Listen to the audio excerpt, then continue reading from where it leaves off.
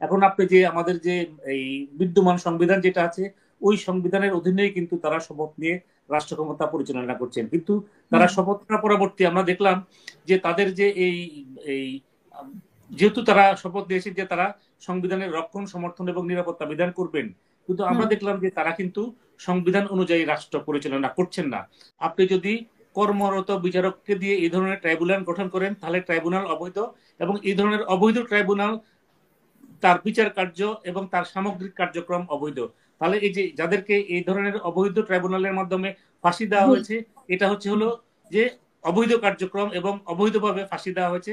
তো এটার দায় দায়িত্ব কে নেবে? সার্চ কমিটি গঠন পরবর্তী আমরা দেখলাম যে জাতীয় নাগরিক কমিটি যেটা আছে, আমাদের যে বৈষম্য বিরোধী ছাত্র আন্দোলনের যে যেটা হচ্ছিল প্যারেন্ট অর্গানাইজেশন, তাদের পক্ষ থেকে একটা বিবৃতি দেওয়া হলো এবং তারা হচ্ছে হলো যে এই যে নির্বাচন কমিশন গঠন এটাকে প্রত্যাখ্যান করেছে। এবং কয়েকজন রাজনৈতিক নেতার বক্তব্য থেকেও আমরা দেখলাম যে তারা বলেছে যে এই যে যে নির্বাচন কমিশন গঠন করা হয়েছে সেখানে প্রত্যাশিত কোনো তাদের প্রত্যাশা অনুযায়ী যাদের ঠাঁই পাওয়ার কথা ছিল তাদের ঠাঁই হ্যাঁ। ঘটে।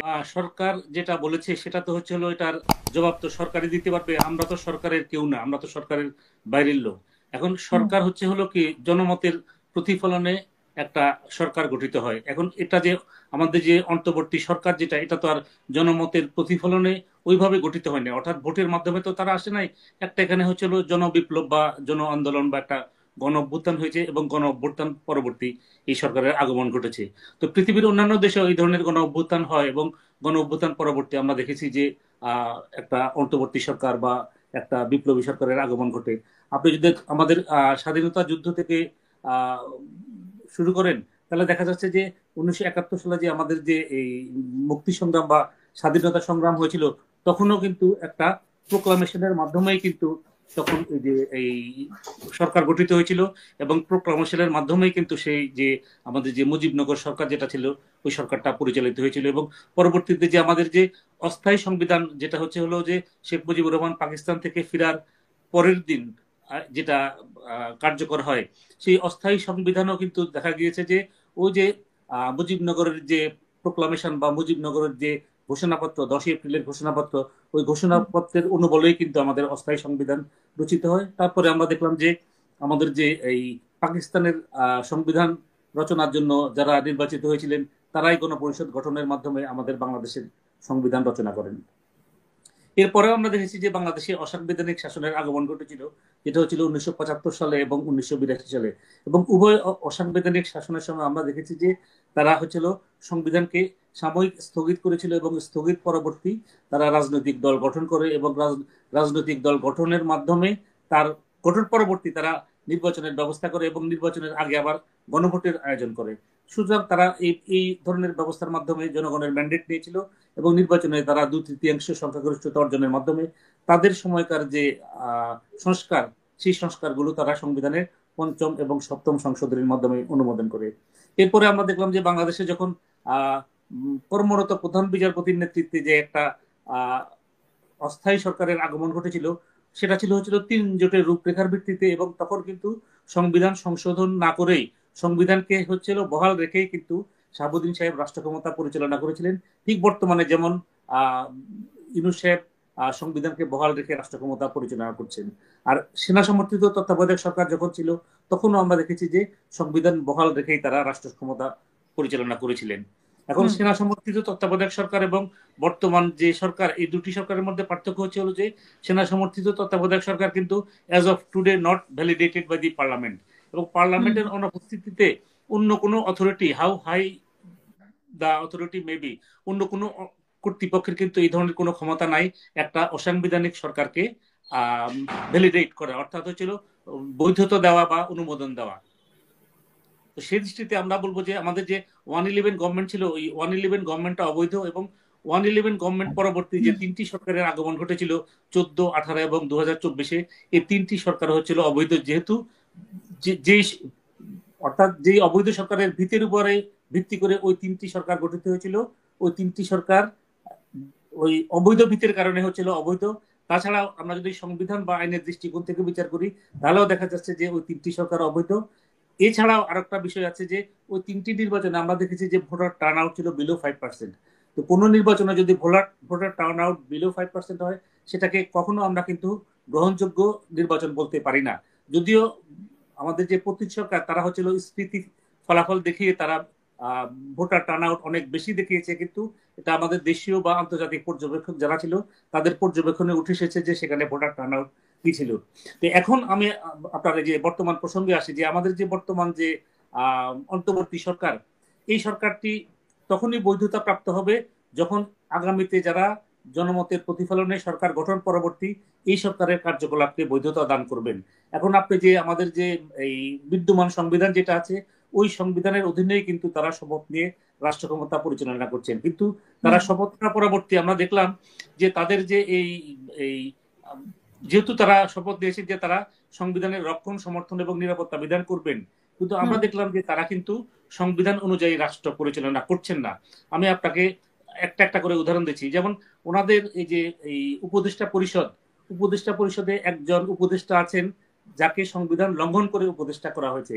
আপনি সংবিধানের 118 দফা 3 যদি দেখেন, সেখানে স্পষ্টভাবে বলা আছে কোনো ব্যক্তি যদি নির্বাচন কমিশনার পদে যদি তার কার্য পরিচালনা করে এবং তৎপরবর্তী যদি তিনি নির্বাচন কমিশন থেকে অবসর গ্রহণ করেন, সেক্ষেত্রে হচ্ছিল তিনি প্রধান নির্বাচন কমিশনার হতে পারবেন, কিন্তু প্রজাতন্ত্রের কর্মে উনি কোনো ধরনের লাভজনক পদে নিয়োজিত হতে পারবেন না।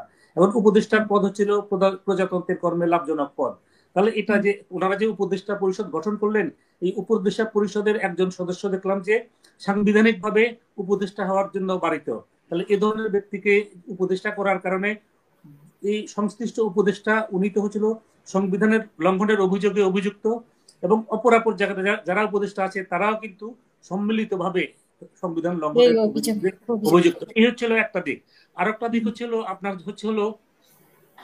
আপনার যেহেতু আপনি সংবিধান বহাল রেখেছেন, তাহলে আপনাকে সংবিধান মেনে চলতে হবে। তো আমাদের সংবিধানে বিচার বিভাগ ছিল আমাদের সংবিধানের জন্য অত্যন্ত গুরুত্বপূর্ণ।